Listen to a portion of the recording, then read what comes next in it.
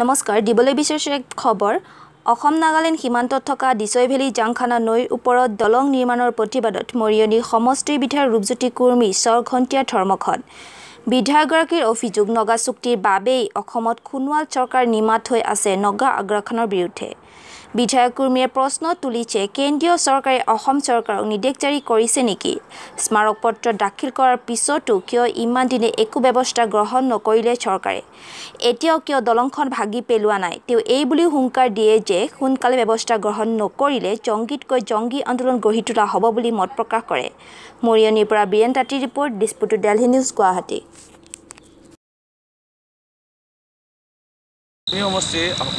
অসম নাগালেণ্ডৰ সীমামূৰীয়া দিছৈভেলী সংৰক্ষিত বনাঞ্চলত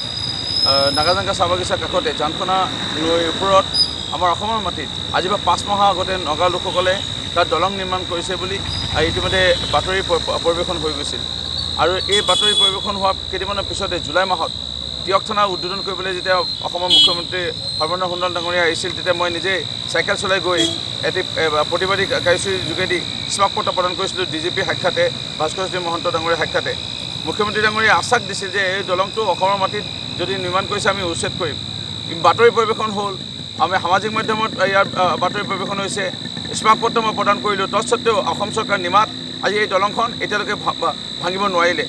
অসমৰ মাটিত এই দলং নিৰ্মাণ কৰা নগা লোকসকলে এইটো এটা আগজাননী নেকি যে 2016 চনত নগা যি চুক্তি হৈছিলে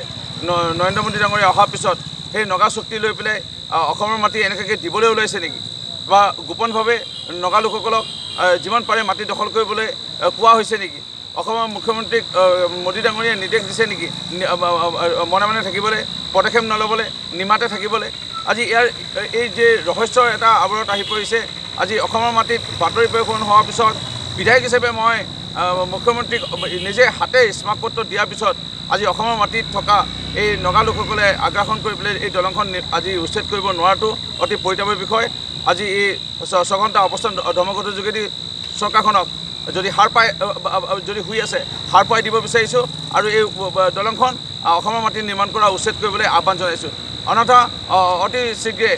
গণতান্ত্ৰিকভাৱে আৰু জঙ্গী আন্দোলনৰ কাৰ্যসূচী ল'বলৈ কিন্তু বাধ্য হ'ম